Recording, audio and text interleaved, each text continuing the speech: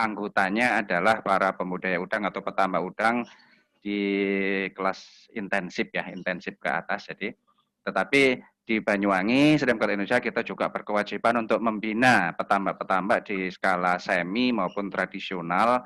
Ini karena untuk kepentingan pemeliharaan kawasan ya, karena pengguna kawasan itu bukan hanya monopoli petambak intensif, tapi juga petambak semi dan tradisional yang perlu kita bina untuk produktivitasnya bisa sustain gitu. Mungkin kemarin ada slide saya yang mungkin bisa dibantu pihak panitia, bisa Bu. J Bapak, nanti mungkin bisa disiapkan slide-nya.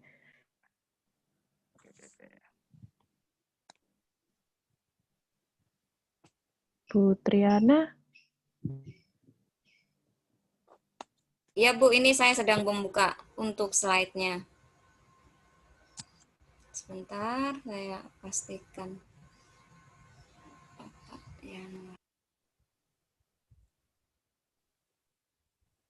Sampun terlihat nggih?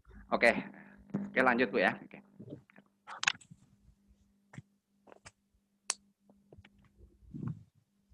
Baik, jadi seperti tadi dikatakan Pak Nonot ya, dalam kondisi wabah COVID yang melanda seluruh dunia ini, bisnis yang bisa dikatakan masih survive adalah di sektor pangan dan salah satunya adalah komoditas udang hasil budidaya. Dan ini terlihat memang dari beberapa waktu sempat harga turun, tapi sekarang harga juga sudah ada kenaikan, tapi dalam kondisi yang dinamis lah ya. Naik turunnya harga udang masih dinamis dan ini kebutuhan ekspor itu masih terus dibutuhkan oleh para eksportir. Dan target produksi nasional pada tahun 2024 yang dicanangkan Presiden adalah ini, produksi harus meningkat 250% dari produksi saat ini. Wow, ini luar biasa tugas kami di asosiasi karena di tengah COVID di udang juga saat ini seperti tadi saya pradiskusi dengan Pak Nung, ada penyakit yang cukup berpotensi besar menghambat pencapaian target produksi ini. Next. Next, Bu.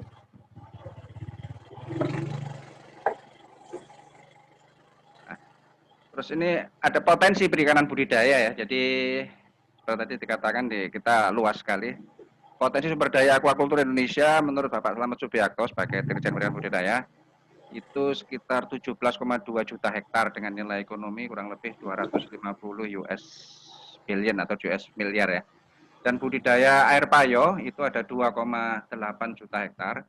Pemanfaatannya masih 21, sekian persen ya. Artinya masih sangat luas sekali potensi yang belum dikerjakan. Kemudian pemanfaatan lahan tambak produktif untuk budidaya udang baru 40%-nya, yaitu cuma 242.000. Jadi imaging dibayangkan bahwa masih ada potensi yang besar untuk pemanfaatan lahan-lahan di seluruh Indonesia ini. Dan ini tentunya juga membutuhkan tenaga-tenaga terampil untuk bisa menggerakkan, untuk bisa menambah kapasitas produksi di dalam negeri sendiri. Next. Nah, dari potensi tersebut ada beberapa tantangan yang saya catat ya, bahwa produksi nasional itu sebenarnya masih relatif rendah ya, di bawah 10%, bahkan dari tahun data 2018-2019 sebenarnya ekspor kita dibandingkan dengan total market udang di dunia itu masih kisaran 1 digit ya, 5, sekian persen sebenarnya. Nah, jadi kita meningkatkan 100 kali itu berarti masih kurang lebih di 10% aja lah. Artinya peluang kita masih besar sekali untuk meningkatkan produksi ini. Jadi kendala lain adalah bahwa antar lokasi itu produktivitasnya bervariasi. Jadi memang ada di spot budidaya seperti di Banyuwangi beda mungkin dengan di Tuban, apalagi beda-beda dengan yang di Lampung, di pesisir barat Sumatera, Sulawesi, Sumbawa. Jadi memang produktivitas ini masih variatif. Jadi artinya belum ada teknologi baku di Indonesia dan sebenarnya mungkin susah mencapai teknologi baku itu. Tapi ini yang harus kita atasi bersama dari kajian dari sisi teknologi ya. Dan ini semua stakeholder tentunya harus berkiprah untuk membuat sistem tentang budidaya udang ini bisa lebih sustain ya. Kemudian munculnya penyakit-penyakit udang yang berdampak pada kegagalan produksi. Ini yang saat ini juga lagi menghantui, tapi kita masih terus berupaya dan alhamdulillah ada beberapa hal-hal positif yang bisa kita ambil dan ternyatanya di tengah istilahnya pandemi AHPND di Indonesia, tapi ada beberapa petambak yang masih survive, bahkan masih ada yang bisa ses kepala 2 di Banyuwangi yang notabene sudah daerah yang spot budidaya yang cukup tua sebenarnya, tapi masih bisa diupayakan. Artinya masih ada celah-celah teknologi yang harus kita pelajari dan kita siasati untuk dikembangkan. Kemudian tahapan menuju sustainable aquaculture, yaitu aquaculture yang berkelanjutan pada budaya udang yang masih banyak tantangan pada tataran teknis.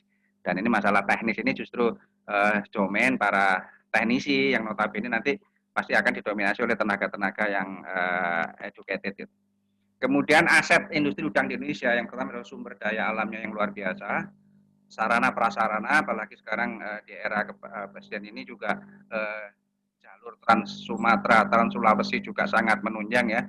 Kemudian teknologi yang memadai. Nah, berbicara teknologi ini kita harus confident ya bahwa teknologi budidaya udang di Indonesia itu ngomong ketinggalan juga tidak. Bahkan dari beberapa kunjungan ke beberapa negara dan beberapa negara kunjungan ke kita saring tukar informasi, ternyata teknologi di Indonesia itu mereka sangat-sangat kagum sebenarnya dengan istilahnya perkembangan teknologi tentang pembudidayaan udang di Indonesia itu, atau ditambah-tambah udang. Ya, jadi kita harus pede. Dan di Banyuwangi sendiri dengan komunitas Fortel ya, kita Stream Club punya forum teknologi, itu asosiasinya para teknisi, itu juga beberapa kali sering rutin diskusi, tapi kita juga pernah mengadakan simposium nasional. Justru kita tidak mengundang expert dari luar, kita justru mengundang dari teman-teman teknisi di seluruh Indonesia ya, untuk memaparkan hasil-hasil apa yang dilakukan, dan itu ternyata itu luar biasa. Dan jujur aja Pak Nung Daman ini salah rekan saya yang pendekarnya udang gitu ya, dia berkiprah di negara tetangga tapi dengan teknologi di Indonesia sebenarnya itu justru bisa survive sebenarnya, dan alhamdulillah saya kembali ke Indonesia untuk mengembangkan budidaya udang di Indonesia. Ya. Kemudian ini tersedianya sumber daya manusia yang kompeten. Nanti inilah seperti tadi dikatakan Pak Nonot, beberapa job training dan lain-lain diperlukan memang untuk memenuhi kompetensi selaku operator tambak udang atau teknisi tambak udang atau apapun namanya itu. Next. Nah, di sini kenapa saya uraikan agak panjang dulu ya mungkin. Jadi karena faktor keberhasilan budidaya udang itu begitu banyak ya variabelnya. Jadi memang kita nggak bisa dengan satu variabel aja faktor keberhasilan akan tercapai. Misalkan, oh kalau benurnya kualitas F1 tahan penyakit, oh kualitas yang lain beres, nggak bisa begitu. Variabelnya terlalu banyak. Nah, tantangan pembudidaya bagaimana membuat variabel-variabel yang banyak ini menjadikan dalam tanda petik suatu konstanta. Nah, kalau namanya konstanta ya kita tinggal dengan formula yang pas, tapi pasti ada variabel bebasnya, sehingga variabel bebas ini menjadi diperkecil nanti nilainya. Nah, salah satu sumber daya manusia ya, kekuatan sumber daya manusia itu adalah salah satu komponen atau salah satu variabel dari keberhasilan budidaya itu sendiri. Nah, jadi PR kita banyak sekali untuk membuat variabel-variabel ini menjadi suatu konstanta, tentunya berdasarkan pendataan ya secara teknis, kemudian dengan pengamatan yang lebih teliti, dan insya Allah variabel-variabel ini lebih bisa dikerucutkan atau lebih bisa dijadikan dalam tanda petik suatu konstanta. Next. Nah, kemajuan teknologi yang di Indonesia, dan kita harus apresiasi bahwa ini yang saat ini dari sistem budidaya juga sangat berkembang ya. Budidaya dulu dari teknologi plankton, teknologi probiotik, sekarang memang ya dari balancing ekosistem yang kita miliki di Indonesia itu yang bisa membuat survive ya, keseimbangan antara teknologi plankton dengan teknologi bakteri ini berkembang sangat dinamis, dan kita nggak bisa stuck di salah satu sistem saja. Kemudian perkembangan di konstruksi kolam ya, seperti skop kecil aja di Banyuwangi untuk tambak-tambak intensifnya hampir semuanya mungkin sudah lepas dari lahan dasar tanah. Jadi hampir seluruhnya menggunakan lahan dasar dari konkrit atau semen dan mungkin dengan lining atau dari HDPE itu sendiri. Ini suatu perkembangan teknologi karena ilmu pemupukan dan lain yang kita dapat di kampus bisa kita aplikasikan di lahan-lahan dengan konstruksi kolam yang sedikit berbeda spesifikannya dari konstruksi kolam tanah yang kita pelajari di kampus biasanya. Nah, kemudian teknologi tentang berbudidaya dengan water quality monitoring, artinya memonitor kualitas air secara lebih detail ya, secara lebih teratur, tercatat. Ini juga penting sekali karena dulu kita sering mengabaikan hal ini karena apa? Biasanya petambak itu pada waktu gagal mencari penyebabnya.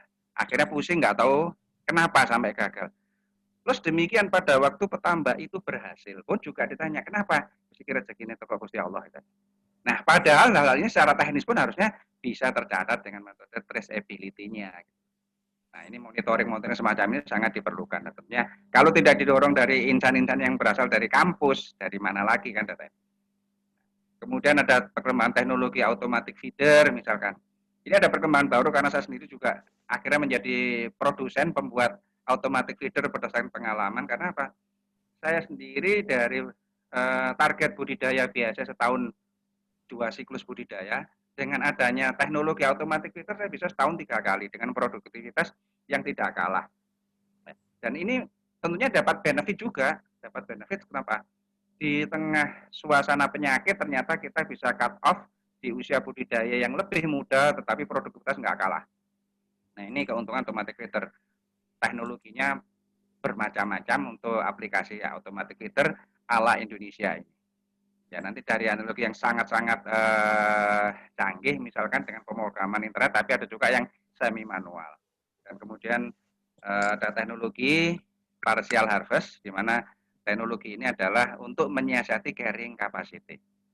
Nah, perkembangan teknologi yang inilah yang harus diikuti, nggak hanya di skala pengusaha, tapi di kampus pun juga harus ngintip ke sana, mengetahui agar alumninya paling tidak bisa bisa mengikuti perkembangan teknologi seperti yang diminta Pak Nono tadi, lulus kuliah itu sudah ada bekalnya. Nah, kemudian ini yang perlu saya tandaskan lagi bahwa perubahan pola ketergantungan di budidaya udang ya.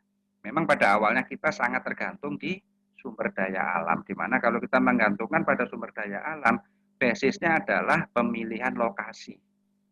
Ya mungkin bagi yang di daerah, mungkin di Sulawesi seperti di Pasangkayu, ya kemudian di Bengkulu, Bengkuna, di Padang, yang daerah-daerah baru mungkin masih oke lah ya, masih oke. Tetapi tidak dengan di daerah-daerah seperti di Gresik yang tadi saya lihat datanya disampaikan dari dinas tadi biasa potensinya. Tetapi karena daerahnya mungkin daerah pasang surut, bekas tambak tradisional. Nah, ini kan bisa dijalankan budidaya dengan teknologi sebenarnya. Peranan teknologi di sini berarti yang jalankan adalah sumber dayanya.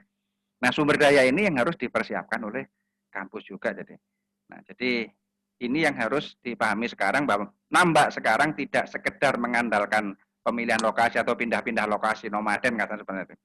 Walaupun masih ada juga pengusaha-pengusaha yang kapitalnya sudah banyak, sekarang sudah merangsek ke daerah-daerah yang istilahnya dalam tanda petik masih perawan untuk dimasuki tambak udang ya, untuk dibuat proyek tambak udang. Nah, tetapi di Banyuwangi pun yang usia budidaya udang sudah 30 tahunan juga alhamdulillah sampai hari ini masih bisa sustain dengan beberapa dan banyak teknisi-teknisi yang sudah istilahnya makan asam garam ya, minum garam betul, minum air garam betul itu di Banyuwangi, insya Allah masih sustain gitu loh, dengan segala permasalahannya. Nah, ini pendekatannya lebih mengarah ke sana. Jadi kita nggak perlu harus lari-lari mencari daerah yang bersih, tapi sebenarnya dengan teknologi yang ada, bisa kita memaksimalkan potensi lokal yang ada. Next. Nah, kemudian spesifik SDM yang bagaimana yang harus disiapkan oleh Pak Toto 3 menit lagi, Pak. Oke. Jadi pengetahuan ini standar sekali, pengetahuan budidaya, terus manajemen perusahaan. Nah, ini penting ya di manajemen bisnisnya. Nah, terus tadi dikatakan ini pengetahuan umum untuk mekanik dan elektrik. Ya, pelaku pembudidaya di tambak ini harus paham karena berkaitan dengan nanti perkembangan teknologi. Ini yang harus di kampus juga, walaupun perikanan tapi masalah mekanik dan listrik harus juga diperkenalkan. Kemudian pengetahuan budidaya udang secara umum, kemudian teknik analisa data, analisa kualitas air. Ini nanti domainnya adalah di tenaga lab, tapi teknisi harus menguasai ini dulu sekarang ini. Karena kita bekerja berdasarkan teknologi, data, analisa ini penting sekali. bagaimana mengelola kualitas air berdasarkan analisa data. Mengelola pakan pun kaitannya nanti dengan efek atau dampak ke kualitas airnya. Jadi kombinasi ini yang harus selalu di-upgrade oleh teman-teman yang akan masuk di usaha budidaya udang. Next. Ya, ini salah contoh operator tambak udang kita teknisi di Banyuwangi hampir semuanya sudah mengikuti ini sertifikasi ya, uji kompetensi. Jadi semacam ini saya pun juga dapat kok itu. Ya, artinya gini, kampus sebenarnya bisa menyelenggarakan kerjasama dengan BNSP ya, dan Nasional Sertifikasi Profesi. Jadi paling tidak fresh graduate pun bisa diikutan program ini. Di Banyuwangi sekarang lagi kerjasama dengan beberapa NGO dari luar negeri pun, kampus seperti Universitas Erlangga, kemudian Universitas 17 Agustus di Banyuwangi, kerjasama dengan beberapa NGO untuk melakukan training, kemudian sampai lulusan itu nanti mendapatkan sertifikat kompetensi di budidaya udang. Nah ini kampus kerjasama, dan saya pun kebetulan dengan SCI melibatkan diri sebagai instrukturnya nanti. Nah, asesornya baru nanti asesor yang bersertifikat nasional juga yang akan menguji teman-teman calon teknisi maupun teknisi muda ini. Jadi ini kampus saya kira Universitas Muhammadiyah Gresik pun juga bisa sih bekerja sama dengan pihak-pihak terkait untuk bisa menyelenggarakan uji kompetensinya. Next. Nah, jadi seperti tadi dikatakan Pak Nonot bahwa untuk meningkatkan skill praktisi budidaya, seperti tadi ada PKL, program magang yang hampir sama. Seperti itu karena job training. Biasanya ini seperti Pak Nonot bahwa dia ada pusat pemusatan latihan di Python ya kalau di perusahaannya Pak Nonot. Tapi memang ini beberapa perusahaan pakan pun juga punya job training untuk calon-calon teknisi pendampingan. Nah ini penting untuk diikuti. Nah, tapi yang penting teman-teman mahasiswa di samping PKL ya yang diwajibkan di kampus, magang pun bisa atas inisiatif pribadi ya. Caranya bagaimana? Ya oke lah, cobalah menghubungi asosiasi-asosiasi yang ada di daerah masing-masing. Dan saya bisa bantu itu karena di Banyuwangi memang jadwal PKL, jadwal magang ya hampir seluruh petambak anggota kami di Stream Club itu sudah ada gitu loh. Dan itu dari kampus sampai dengan Lampung pun juga datang ke Banyuwangi. Artinya kita ada schedule tersendiri masing-masing tambak kita salurkan karena kita mempunyai tanggung jawab moral untuk membuat teknologi udang ini nggak stuck begitu saja. Nah, tapi kehadiran adik-adik mahasiswa, kemudian fresh graduate itu sangat dibutuhkan di dunia perudangan ini. Kemudian di ini kita juga aktif mengikuti diskusi seminar yang dilakukan oleh komunitas atau asosiasi. Oke, next. Nah, itu oke, saya kira ini tinggal gambar-gambar aja. Next, ini kegiatan di SCI Banyuwangi Pak yang akhir-akhir ini. Ini kegiatan mereka magang juga kita libatkan di proses praktek kerja langsung di lapangan. Tebar penurun ini dari beberapa mahasiswa juga terlibat di sana. Next, nah, ini automatic feeder yang kebetulan kita rangkai kita produk sendiri ya. Juga ini melibatkan teman-teman yang berbasis pengalaman dari teman mahasiswa untuk membuat sistem semi otomatis ya ini yang kita jalankan. Ya, ini cara bagaimana kontrol anco. Oke, next. Nah, ini teknologi semi vlog yang kita rilis di teman-teman teknisi karena kita dulu mungkin masalah teknologi nanti ada diskusi tersendiri, tapi ini dalam kualitas air ternyata keseimbangan antara plankton dengan bakteri teknologi yang sekarang lagi dibutuhkan untuk menyiasati berbagai macam penyakit. Jadi keberadaan plankton itu. Oke, next. Ini biosurfaktan apa itu? Nah, ini juga teknologi kenapa kalau dulu tambak menghindari busa, saat ini tambak dengan berbusa semacam ini, oh ternyata bagus. Nah, ini teman-teman mahasiswa harus betul-betul bisa terjun langsung mengaplikasikan bahan dan lain. Next. Ini alat-alat yang dikuasai ditambak dalam mini lab yang nanti juga harus dikenalkan oleh mahasiswa dan di kampus saya pikir juga tidak asing dengan alat-alat semacam ini. Oke, ini cara panen. Lanjut aja. Ini kita panen di siklus kemarin Bapak dengan produktivitas ini tidak tinggi sih di kisaran 20 sampai 25 ton per hektar aja, tapi alhamdulillah di Banyuwangi itu sudah merupakan produksi yang masih sangat-sangat layak lah artinya dan bisa sustain. Oke, saya kira itu yang perlu saya sampaikan untuk mancing diskusi nanti. Saya kira itu masukan dari kami. Terima kasih sebelumnya. Wassalamualaikum warahmatullahi wabarakatuh.